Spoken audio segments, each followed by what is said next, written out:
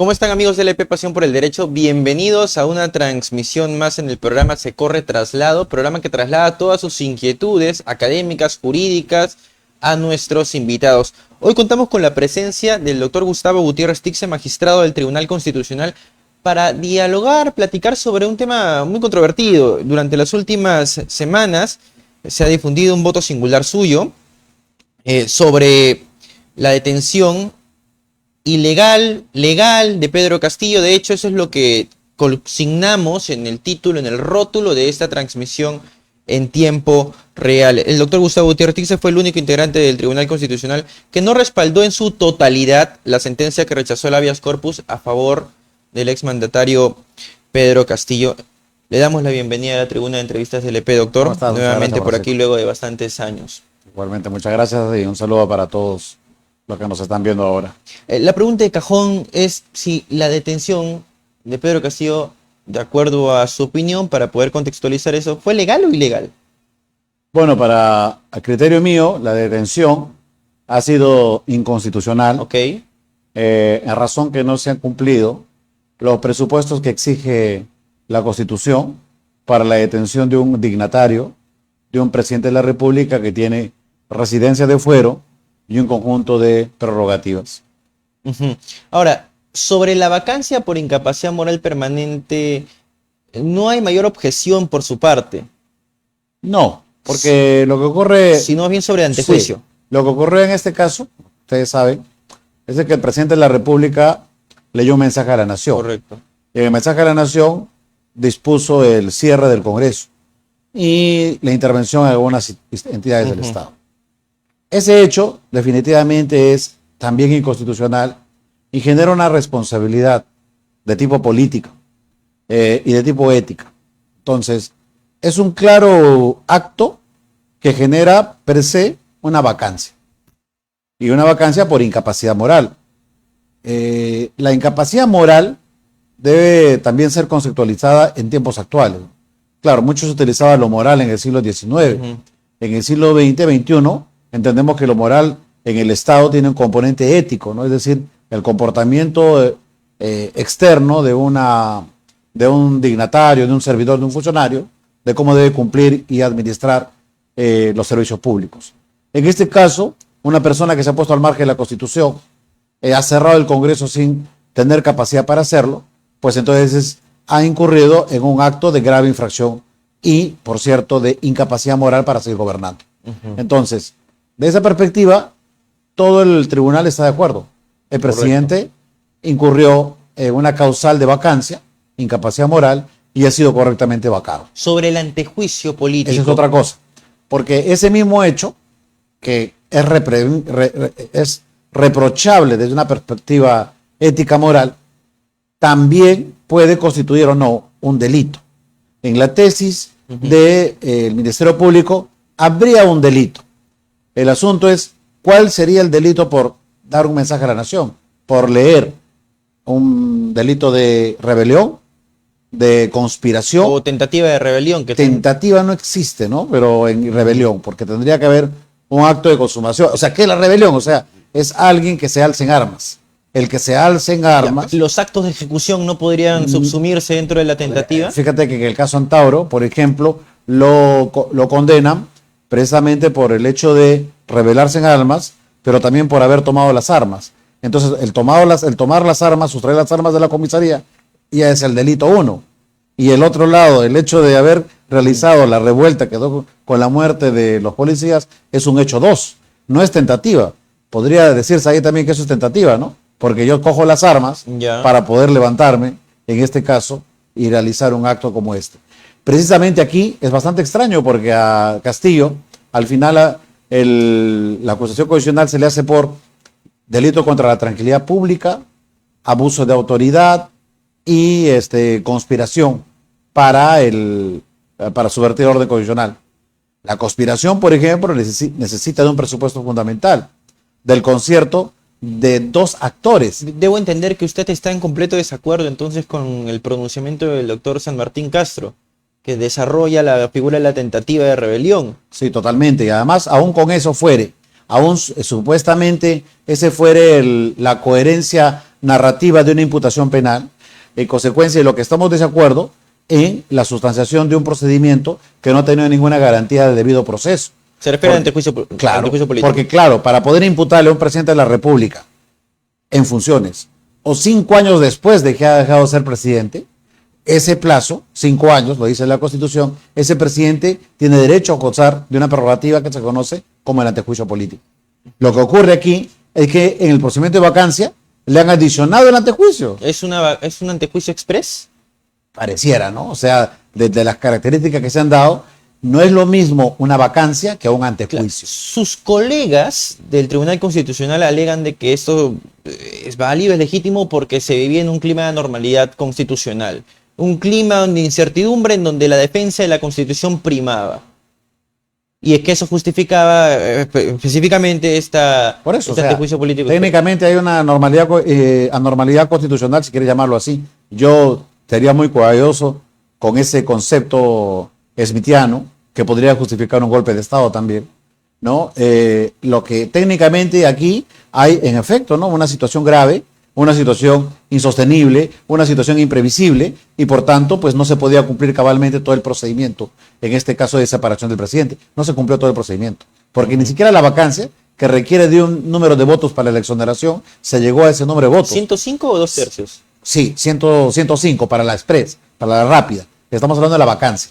No se llegó, pero es entendible. Es entendible por el momento.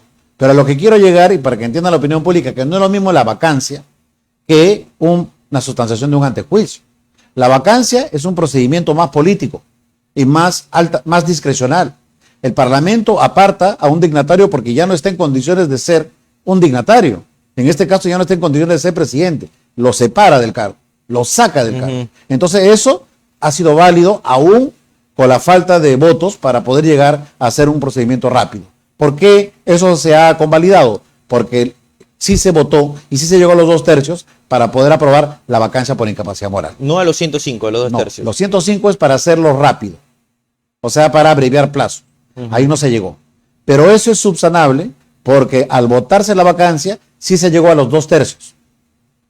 No sé si me dejo entender. Sí, o sea, sí. Para hacerlo rápido se requieren 105. Pero para aprobar una vacancia se requieren 2 tercios. Correcto. Y ahora, con el tema del antejuicio político... Es distinto. Ahí sí es totalmente distinto. Porque como te van a imputar un delito, Correcto, sí. Entonces te van a imputar un delito y va a llegar al Poder Judicial tu acusación con la tipificación de determinados delitos, con una determinación eventual de un grado de imputación que puede dar lugar a una detención, a una prisión preventiva, etcétera. Es decir, es un procedimiento no político en su totalidad, sino pues un procedimiento político y jurisdiccional, siguiendo la doctrina de Valentín Paniagua. Allí sí se requiere el cumplimiento escrupuloso de las reglas del debido proceso. Si yo quiero sustanciar un antejuicio por delitos funcionales a un presidente de la República, le tengo que dar derecho de defensa, le tengo que dar tiempo, plazo, le tengo que dar posibilidad de contradicción y le tengo que sustanciar todo un procedimiento con todas las garantías. Aunque se trate de un procedimiento en flagrancia. Ese es otro tema, ¿no? Aún se trata en procedimiento de flagrancia, el presidente está arropado de un conjunto de prerrogativas. El presidente no se le puede tratar como cualquier ciudadano. ¿Por qué? Porque se trata de la máxima figura institucional de un poder del Estado. La pregunta es... ¿Pero no había sido vacado ya? Es que el hecho de ser vacado es un tema muy aparte. O sea, el hecho de ser vacado un presidente no significa que a partir del día siguiente a ese presidente se le puede tratar como no se le trata a ningún dignatario. Todo dignatario que ha sido apartado del cargo y va a ser sujeto a un antejuicio, se le debe cumplir la ley de proceso.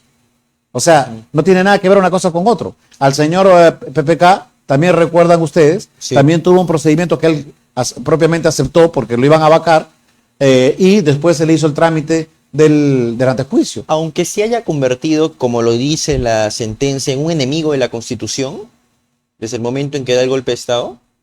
Bueno, por eso vuelvo a reiterar, o sea, aquella persona que es declarada incapacidad moral para mantenerse en la presidencia de la República, pues definitivamente tiene severos cuestionamientos con la Constitución. Yo no sé si es amigo o enemigo de la Constitución, sino lo cierto es que lo que se busca es que un procedimiento en un modelo democrático responda a determinados estándares para todos, no para el expresidente Castillo, sino para cualquier ciudadano que llegue a la presidencia de la República. Allá hay grados de polémica que realmente para nosotros nos parece altamente cuestionables, ¿no? Repito, convalidamos la vacancia por incapacidad moral, estamos de acuerdo, pero creemos que un procedimiento donde afecte la libertad de un individuo, sea presidente o no, debe garantizarse escrupulosamente la regla del debido proceso. Si su posición hubiera triunfado, ¿cuáles hubiesen sido los efectos jurídicos? Tendría que haber, a mi criterio, tiene que declararse nula todo el procedimiento de acusación constitucional, con lo cual debería iniciársele un nuevo antejuicio político correctamente llevado que permita al presidente de la República poder actuar debidamente y poder garantizar todo el ejercicio de sus derechos. ¿Nulo el proceso penal? Nulo, evidentemente, todo el proceso penal. Que me temo que eso es lo que puede pasar en un tribunal internacional. Vamos a llegar a ese punto. Sí. No la sucesión presidencial. No. Porque él estaba vacado. Ya no. No. Correcto. No. Cuando se lo vaca, ¿no pierde la inmunidad? No. ¿O no? Porque la inmunidad la tiene 5 años más. Después de haber cesado en el cargo. Ya. O sea, lo hubieran puesto en libertad. Sí, claro. Ahora, me indica que esto puede, ¿teme usted que esto pueda trasladarse a un tribunal internacional? Porque ¿Eso significa que Castillo puede demandar al Estado? Claro, claro que sí. ¿Y en su demanda incluir su voto singular? Me imagino que sí, ¿no? Me imagino que sí, y bueno, veremos qué es lo que dice. Para que esto se contextualice, pedir una indemnización. No sé si el objetivo sea una indemnización, ¿no? Probablemente aquí hay un tema más importante, ¿no? Que es el destino de un expresidente, sobre todo por la imputación de hechos delictivos que pueden llevar una condena, ¿no? A mí me parece bastante forzada, y es por eso que lo dice mi voto, ¿no? De que al presidente se le pueda imputar, por ejemplo, delito de abuso de autoridad o contra la tranquilidad pública, ¿no? O sea, adicional, o sea, tienes ahí un delito de abuso de autoridad 5 años, tranquilidad pública 8 años, conspiración 15, ya tiene 30. Pero en realidad no hay conexión entre los delitos.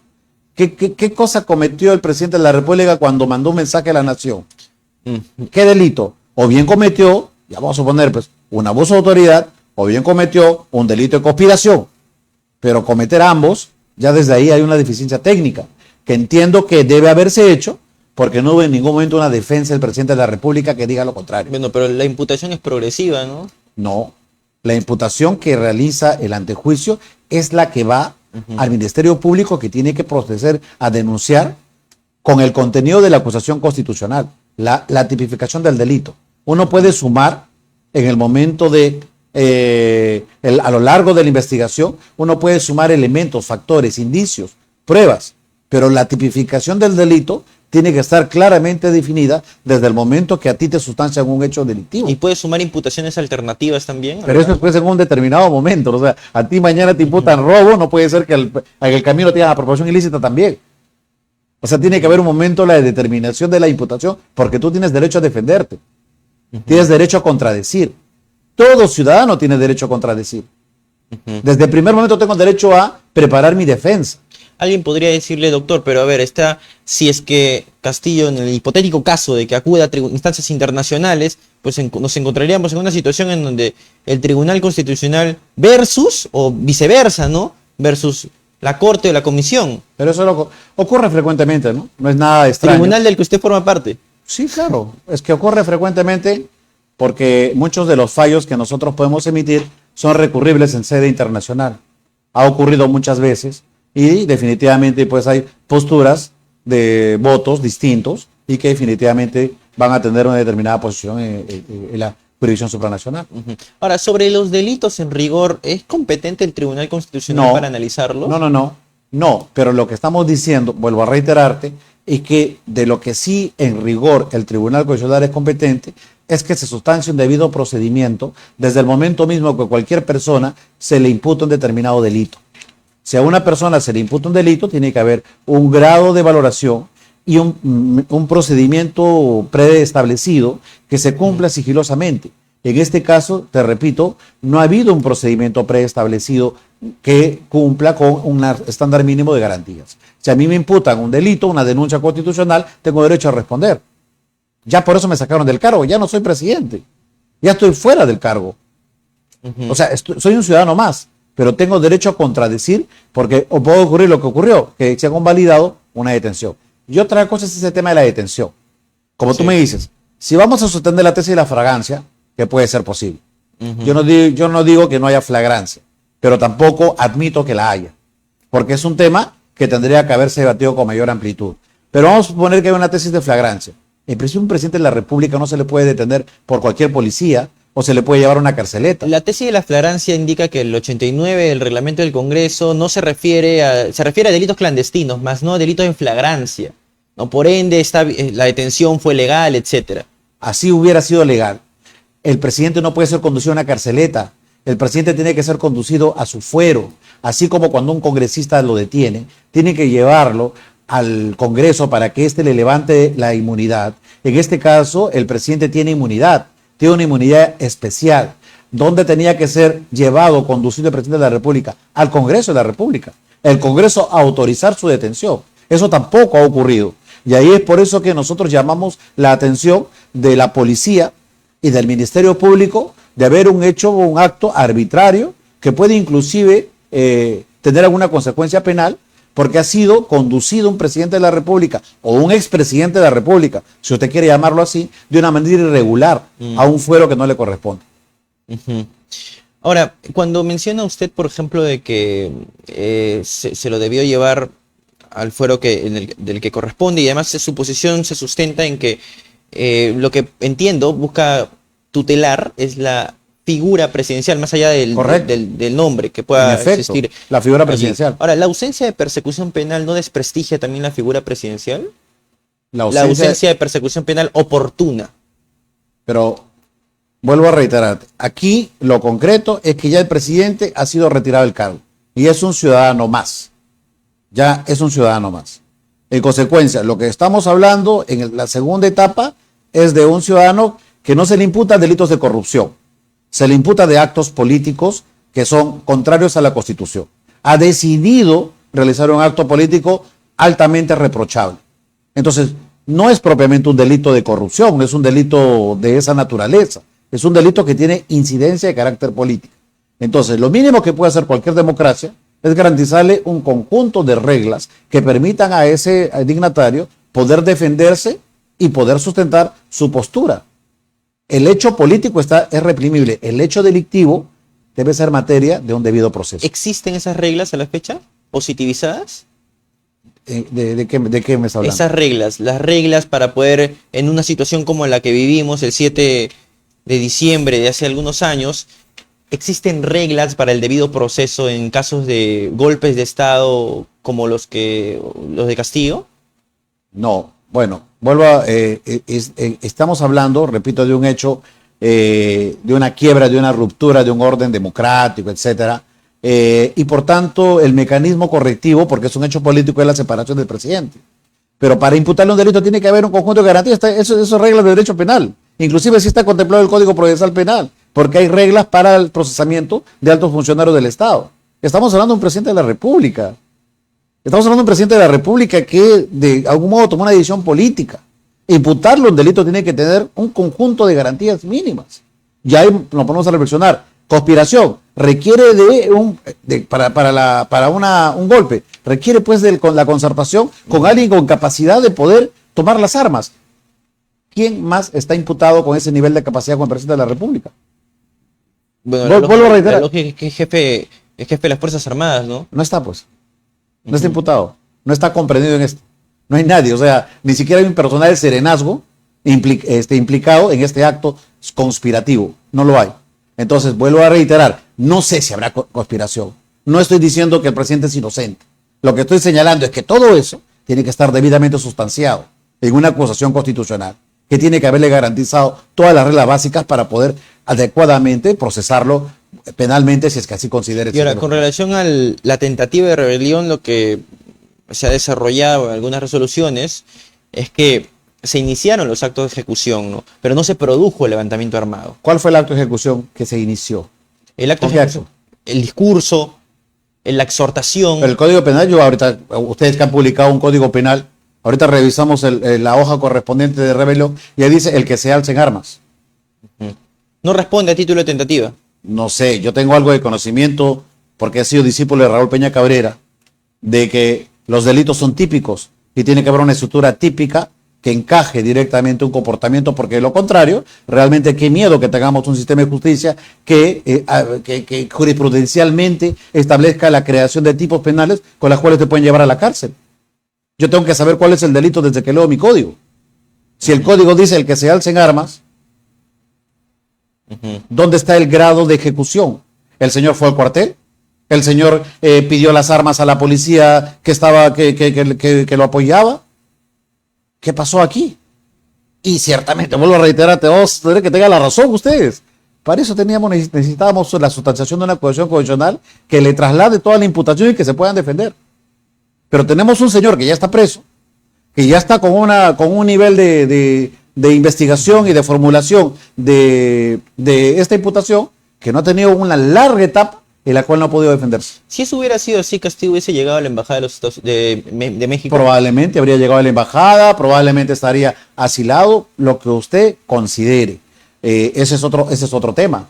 Ese es otro tema diferente, ¿no? Si es que esto hubiera ocurrido, igual se hubiera podido franquear algún procedimiento de extradición. Sí, pero un magistrado constitucional tiene un doble rol, político y jurídico. Tiene que también tener una lectura política. Claro. Entonces, eso no encaja dentro de esa lectura política. Yo creo que desde el punto de vista político, entonces políticamente se hubieran actuado a través de los cancilleres, etcétera, si es que es político, porque si es jurídico, nosotros no podemos frenar un hecho para que también se dé un asilo, como en el caso ocurrió de Alan García, que se le denegó el asilo. Tiene que haber un conjunto de presupuestos para que eso pueda suceder. Y finalmente hay que entender también un tema sustancial, que me parece extraño que en el país hayamos llegado a niveles insospechados de criminalización de los procesos y las investigaciones. Las investigaciones y los procesos por regla deberían realizarse en libertad, porque no es un acto de condenatorio. Pero tenemos más de 35,000 presos en las cárceles que no tienen condenas, que tienen acusaciones penales que al final se sustancian en los tribunales judiciales y que dictan mandato de detención hasta por 36 meses sin una condena. Yo entiendo mucho esa posición y la suscribo, de hecho. La suscribo. ¿Quién no podría suscribirla? Sin embargo, fíjese, si de pronto yo hago el análisis y digo, no lo va a compartir de seguro, pero vamos, si Castillo salió, lo tuvieron cerca de la avenida Wilson, hay quienes dicen que se estaba fugando, en fin, eso es otro nivel de análisis. De camino a la embajada mexicana.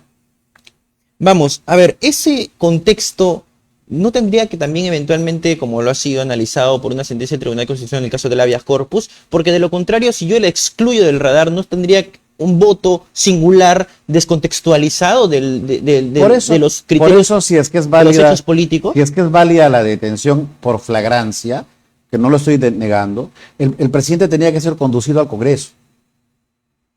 El presidente tenía que ser conducido al Congreso, sustanciarse en ese momento o dar el inicio a un procedimiento de acusación constitucional en la vía del antejuicio político. Nada de eso se hizo.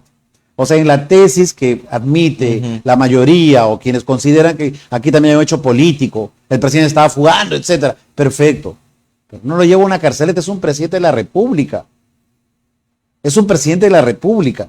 No nos guste o no nos guste, porque hoy en día puede ser Pedro Castillo, mañana ¿quién puede ser? O sea, hay que cuidar la institución más importante que tiene el constitucionalismo peruano, que es el presidente de la República, aún que elegimos siempre mal, usualmente, pero es una institución tutelar en nuestro sistema político. Nosotros jamás vamos a poder ir a un modelo parlamentarista, no vamos a poder ir a una monarquía. Aquí nosotros tenemos un presidente de la República desde la fundación del país. Por lo tanto, tiene que estar arropado en un conjunto de garantías. Aunque en los hechos parezca ser lo contrario. Pero es que o sea, digo, ¿ustedes creen que podría el Congreso gobernar? ¿Un parlamentario podría ser presidente del Perú? ¿Los parlamentarios podrían entre ellos designar al presidente de la República? ¿Podríamos tener un rey? Nosotros tenemos una figura civil que es un presidente con un periodo determinado. Y mal que bien, no solamente es culpa de la figura presidencial, también de los errores políticos que tenemos en nuestro sistema. Es de todos los ciudadanos, hasta cualquier ciudadano que no se pasa una luz roja, por ejemplo.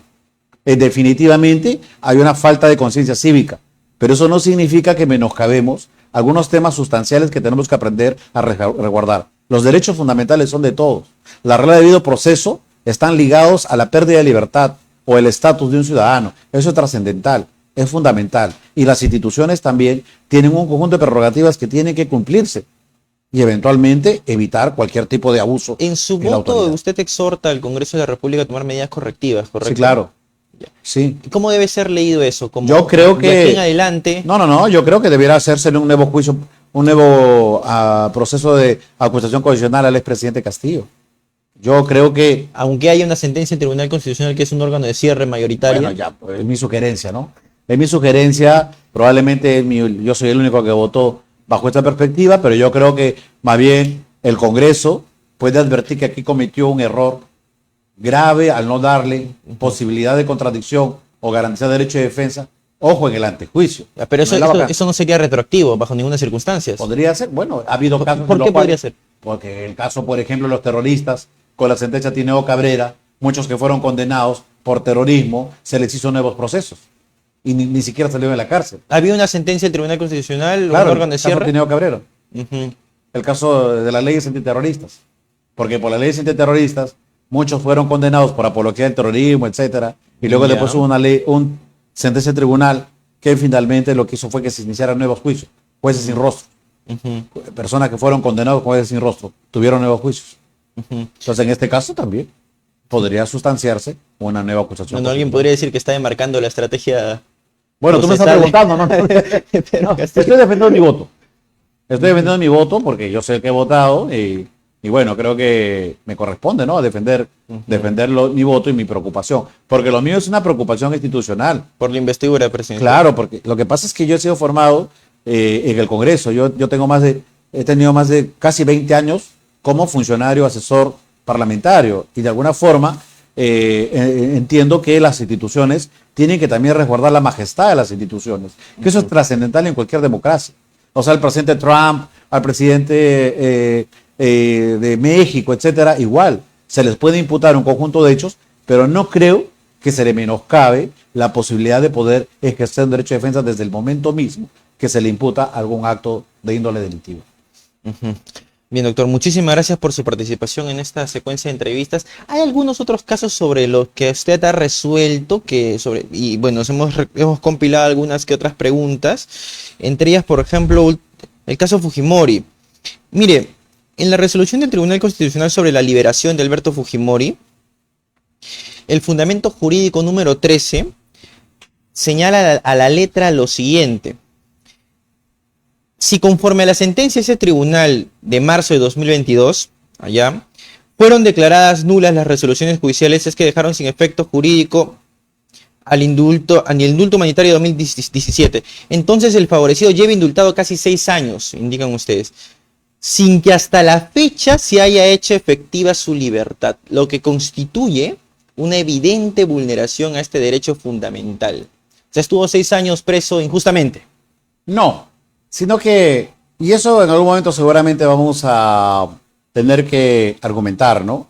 Porque esto todavía está en audiencia, me parece, en el sistema interamericano. Lo que ocurre es lo siguiente, ¿no? Que hubo una sentencia de tribunal que declaró fundada su habeas corpus y dispuso la vigencia del indulto que se le había otorgado al presidente de la República. Pero luego vino la Corte y mediante una supervisión, dispuso que no se ejecute. Esa Sí. Pero esa es una medida cautelar, porque nunca hubo un pronunciamiento sobre el fondo. Pero es una medida cautelar Claro. de un órgano internacional, ¿Perdón? de una instancia supranacional. Claro, pero una cautelar puede demorar 6 años. Lógica jurídica. Una cautelar puede demorar 6 años. Con una cautelar voy a estar, ¿cuánto? ¿10 años? Correcto. Aquí dice, ustedes evidencian eso, ¿no? Dicen, el favorecido Fujimori, Alberto Fujimori, lleva indultado casi 6 años, sin que hasta la fecha se haya hecho efectiva su libertad. Correcto. Correcto. ¿Puede proceder con una demanda?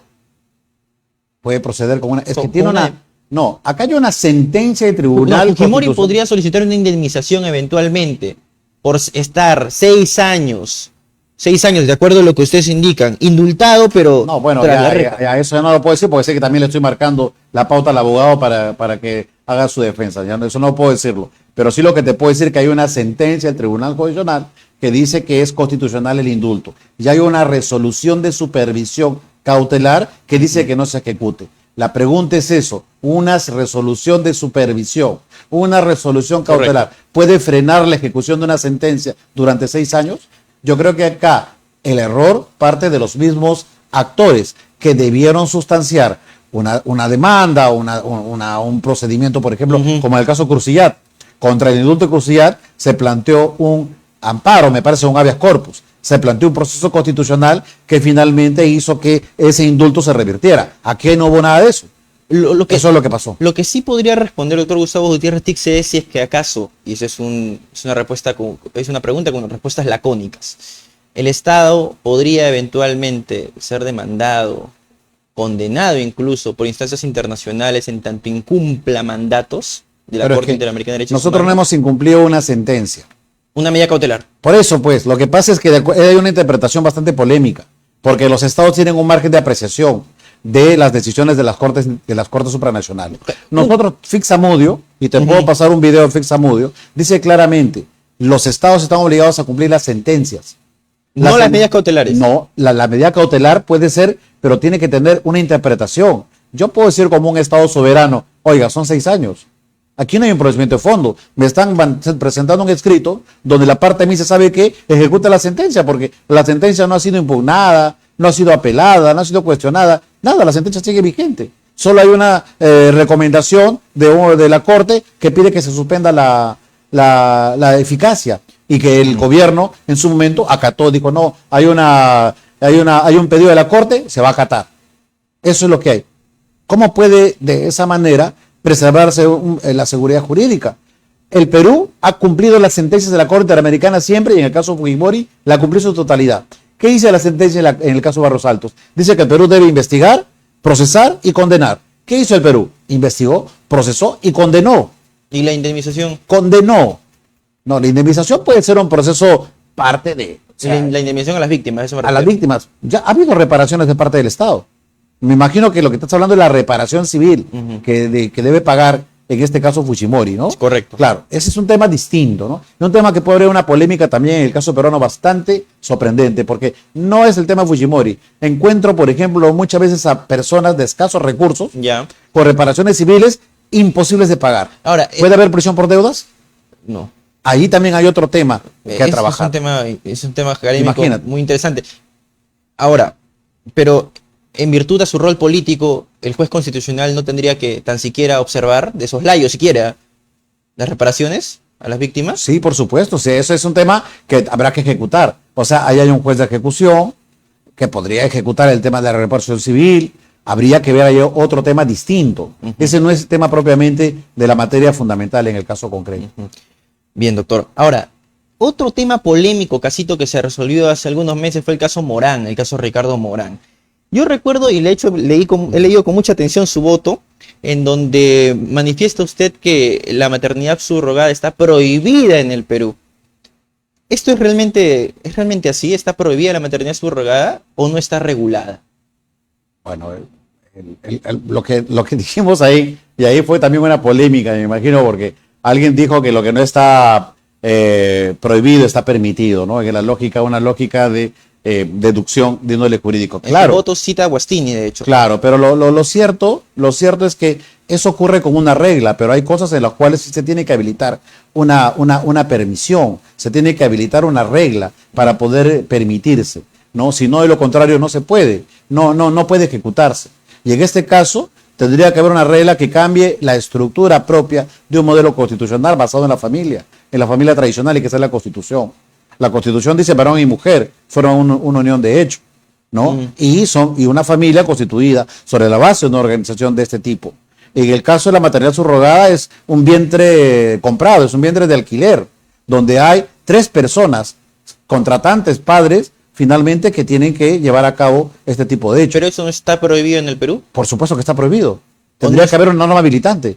Si no, ¿O no se está puede. regulado? Pero es lo mismo, pues, porque al final vamos a poner una discusión.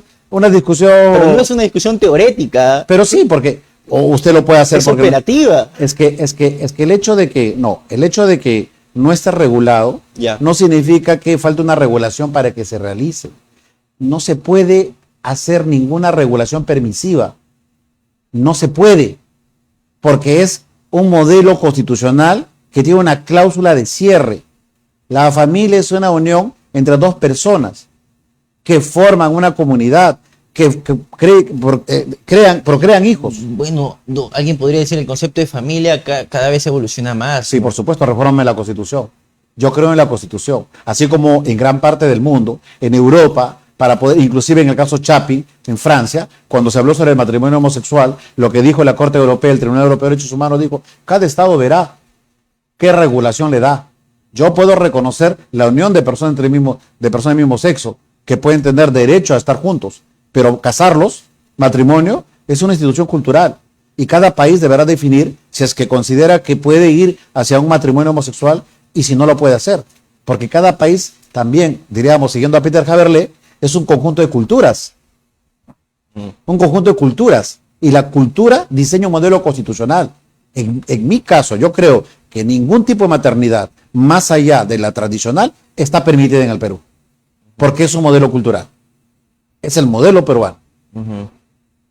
Vale, entonces esa suerte de axioma que nos han enseñado a todos los que en algún momento surcamos la carrera de Derecho, lo que no está prohibido está permitido, ¿no es tan correcto? No, todo axioma... No, esa es una denominación propia, no sé si será un axioma. Bueno, en todo caso, no hay verdad verdadera, ¿no? O sea, puede todo ser interpretado. Lo cierto es que en efecto, ¿no? O sea, en un Estado liberal, ¿no? Definitivamente basado en las libertades, tiene que haber el ser humano se desarrolla en su amplitud, ¿no? Salvo que haya una prohibición legal. La ley diga, está prohibido, el ser humano puede hacer lo que quiera, pero no es que pueda hacer lo que quiera. Yo puedo ser un ser humano donde no diga la ley, pero no puedo hacer lo que quiera porque tengo también cánones morales, cánones éticos, cánones constitucionales que están basados en principios que yo no lo puedo hacer porque también son limitantes. Son limitantes, no sé, yo puedo andar desnudo por algún lugar propiamente en mi casa, pero puede ser eso también un acto inmoral que pueda ser censurado por el edificio donde vivo. ¿Hay algún análisis de ese tipo en el caso de la maternidad subrogada en su voto? Yo creo que hay algo se dice, ¿no? Lo concreto es que el mensaje básicamente ha sido que definitivamente un acto como este que transforma el modelo cultural de la familia tiene que estar debidamente regulado. Necesitamos, en todo caso, ir a ese debate. Y ojalá más bien lo debatamos abiertamente en el Parlamento, probablemente, porque sería una reforma de la Constitución que nos permite este tipo de hechos que son bastante peligrosos. Hay varios reportes, inclusive el Vaticano se ha pronunciado, de que muchas veces esta compra de niños, porque son compra de niños, yo compro óvulos, etcétera, alquilo un vientre de una persona, al final terminan siendo dedicados al turismo sexual, al tráfico de menores, ¿no? Generándose todo un grave problema institucional. Y para finalizar, doctor, la transmisión, hay un caso que hace unos días, ¿no? O sea, ha sido materia de comentarios en diferentes medios de comunicación que alude a la eutanasia, ¿no? Es un caso que usted no ha llegado a conocer, ¿no? Porque no ha llegado al Tribunal Constitucional, el caso de Ana Estrada. Sin embargo, sí queríamos preguntarle su apreciación sobre el caso o sobre la eutanasia. Depende de lo que usted desee platicarnos, porque entendemos que hay un caso que puede que llegue al Tribunal Constitucional. Claro.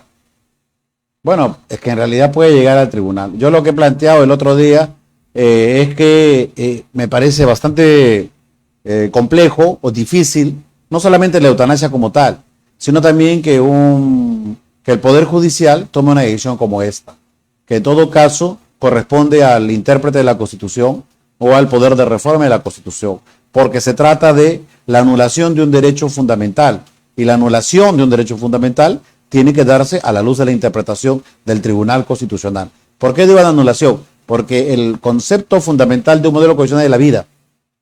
Las leyes, los jueces, etcétera, pueden restringir los derechos, pero autorizar su anulación es un acto que transforma un sistema constitucional. Por lo tanto, tendría que haber una incorporación dentro de la Constitución, por la vía de la interpretación o por la vía de la reforma, de la posibilidad de hacer que una persona autorice su muerte. Porque se trata, repito, de anular un derecho fundamental. Pero aún más allá de ese tema, es inclusive también, como te acabo de decir, el tema de la maternidad subrogada. Es un tema conceptual, es un tema cultural. Nuestro modelo garantiza la libertad y la vida, por esencia, y es indisponible la vida. Entonces aquí también hay una transformación cultural que merece un mayor debate, un amplio debate para poder admitir si es que es posible o no la eutanasia en el Perú. ¿Hay razones constitucionales para defender el derecho a una muerte digna? No lo sé. Eso de que no puedo afirmarlo porque en realidad a mí, repito, me parece que es un tema que debe ser debatido, que no puede ser una regla convalidada por el Poder Judicial, que es un tema de naturaleza constitucional, que tiene que debatir para ver si es que es posible o no la eutanasia, o bien el Congreso a través de una reforma, o bien el Tribunal Constitucional a través de una interpretación. Pero un juez del Poder Judicial también tiene una formación en materia constitucional. Pero no se trata de que tenga formación. Tiene una vitrina. Seguro que tiene. Tiene que hacer un análisis. No, seguro que hasta la mejor. Pero el juez constitucional no puede transformar la estructura de la Constitución. Te vuelvo a decir. Entonces, sobre esa base, el juez constitucional va a poder autorizar el matrimonio. Pero esta decisión no fue una regla general, fue para el caso específico. Pero el caso como genera pues un antecedente, ¿no? Yo también, en el caso específico, puede permitir el matrimonio de Susel Paredes con su esposa. Y eso ya el tribunal mismo dijo que eso no es competencia, porque se trata de cambio de cultura. O sea, en ninguna parte del mundo un juez de inferior jerarquía va a transformar una estructura de una sociedad, ni de la sociedad italiana, ni de la sociedad alemana. ¿Pero un juez del TC sí puede? Es que el juez del TC es una Corte Suprema. Eso es el órgano encargado de interpretar la Constitución. Ni siquiera el TC podría, en realidad, de una manera absoluta, porque a quien le correspondería técnicamente es al Congreso a través de la Entonces, eventualmente, si el caso llega a su tribunal, va a exhortar al Congreso y se va a sustraer de la materia o es improcedente. Es que son 7, veremos qué pueda pasar. Porque te digo que cabe la posibilidad de que la interpretación pueda llegar a analizar los principios y los valores condicionales y establecer una fórmula. Pero técnicamente a quien le correspondería ese cambio de estructura es al Congreso. ¿Deberíamos ir a la cárcel por ayudar a otro ser humano a morir con dignidad sin sufrimiento? No sé qué es morir con dignidad. No sé cómo es morir sin dignidad, no entiendo. O sea, toda la muerte es un hecho natural, ¿no? O sea, no sé por qué le llaman muerte digna, no lo sé. Lo que sí creo es que tenemos que respetar el imperio de la Constitución y de las leyes. Eso es trascendental para una democracia. Todos podemos tener una opinión y algunos seguramente pueden tener una opinión más razonada que otros, ¿no? Pero nos elegimos en una sociedad. Sí, muchísimas gracias, doctor, por su participación. Yo quisiera que me des un minuto. Adelante, por favor. Básicamente para decir algunas cosas importantes que este tribunal ha hecho. En principio, hay algunas cosas que se han podido cuestionar ligados a intereses económicos de grandes empresas sobre temas tributarios, cosa que este tribunal ha demostrado que es falso porque gran parte de los intereses moratorios adeudados a la SUNAT, el tribunal los ha derivado a la jurisdicción contenciosa administrativa. A ninguno le ha dado la razón, ni ha declarado fundada ninguna demanda. Ha dicho que son temas probatorios y que el juez del Poder Judicial se encarga de determinar si es que tiene la razón SUNAT o tiene la razón la empresa. El caso Scotiabank, 2 casos del caso Scotiabank que decían también que estaban ligados a intereses económicos, el tribunal ha declarado infundado ambas demandas. Es decir, también ahí hay un hecho que demuestra el importante accionar de este tribunal. Pero sobre todo en una actitud positiva, este tribunal ha construido un nuevo cuadro de derechos sociales. Y eso me parece importante relevar porque la gente no conoce. Hemos dictado el precedente La Oroya, a través del cual hemos prácticamente derrotado a algunas empresas aseguradoras que bajo una serie de argumentos documentales se negaban a entregar la pensión por enfermedades profesionales a los trabajadores mineros, a los trabajadores de socavón, tomando en cuenta que La Oroya es la 7ª ciudad más contaminada del mundo. Hemos dictado un precedente en favor, el presidente Ozores, en favor de los trabajadores de actividades también complejas ligadas a la minería y otras actividades que ocasionan enfermedades como hipoacusia, como neumoconiosis, etc. Hemos dado una sentencia para también equiparar los derechos pensionarios del hombre con el de la mujer, sobre normas que hacían discriminación en perjuicio del hombre, porque solo se daba pensión total al hombre, pero no a la mujer. Ese tema hemos establecido una regla para que puedan darse a todos. Estamos trabajando el tema de los pescadores también como una situación de necesidad frente a la pérdida de la capacidad adquisitiva de sus salarios y pensiones. Es decir, hay un conjunto de sentencias que seguramente ustedes las revisan en materia de derechos sociales que estamos trabajando permanentemente y esperamos este año este año avanzar mucho, porque se trata de temas importantes en un Estado constitucional, Sí. no solamente la libertad, sino también los derechos a la salud, a la pensión, a la educación. Hemos tenido casos también de temas de educación, de personas que han sido retiradas de las escuelas de policía, personas que por un tema de un tatuaje también han sido expulsados, de la policía, etcétera. correcto. Y todos esos temas también son sustanciales. Y hay un cambio trascendental. Y te cuento una cosa más finalmente. Yo presido la sala 2 y por primera vez, me parece, porque no conozco otro hecho, hemos quedado desabastecidas. No tenemos sentencias, no tenemos ponencias con las cuales trabajar. Hemos llegado a un punto en el cual hemos resuelto toda la causa que teníamos a nuestro cargo. O sea, No tenemos ponencias y hemos tenido que enviar un oficio al presidente para que las comisiones de trabajo, que esperamos también que los trabajadores del Tribunal Constitucional actúen así como lo estamos haciendo nosotros, puedan producir más de lo que han venido produciendo para poder abastecer a la sala 2 que yo presido para poder actuar. Porque ahorita ya no tenemos causas. o sea, no están trabajando. No lo sé, digo que trabajen más. No, o sea, no digo que no estén trabajando, lo que digo es que también hay que ponernos al hombro, ¿no? Se trata de la justicia constitucional. Correcto. Es inadmisible e insostenible tener causas del año 2021. Ahora lo que estamos haciendo es causas del año 2021, causas de personas mayores de 80 años, se tienen que resolver inmediatamente. Y finalmente, a efectos de poder trabajar adecuadamente, es que, por ejemplo, quien les habla tiene el despacho con las puertas abiertas. Yo recibo semanalmente a cerca de 50 personas, a todos los recibo, unos minutos les doy para que puedan contarme el caso. Hay que es casos importante. como esos antiguos en donde les ha tocado sustraerse la materia porque el justiciable ya falleció. Hay casos como ese. Y eso es lamentable. Hay casos en los cuales el justiciable ha fallecido. Y a veces no se ha entendido a lo largo, porque los anteriores tribunales que hacían, no sé si recuerdas, tenían la famosa sentencia interlocutoria denegatoria, que al final no veían nada. Simplemente lo rechazaban todo por una cuestión de trámite. Pero hay casos en los cuales realmente preocupa la necesidad, y eso también invocaría a los asesores, ¿no? Nuevamente al personal del tribunal, que salga a conocer el país. Porque muchas veces la justicia es muy fría y no advierte que, por ejemplo, un comunero puede estar viviendo en Cerro de Pasco o puede estar viviendo en las alturas de Arequipa, y traerlo porque no vino a un examen, etcétera, no significa que su derecho no sea justo, sino muchas veces las dificultades, inclusive geográficas, y también los problemas sociales, culturales que pueden hacer y que necesariamente tenemos que asumir para hacer una justicia oportuna. Mi doctor, muchísimas gracias. Ojalá podamos tenerlo más seguido por aquí para platicar de esas sentencias ya resueltas y de las que seguro van a estar resolviendo en los próximos meses. Esperamos.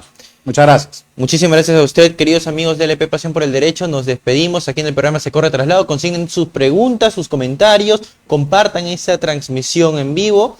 Yo soy Francisco Chuquicayata y hoy hemos contado con la participación del doctor Gustavo Gutiérrez Tixe. Me despido de todos ustedes, queridos amigos. Permiso.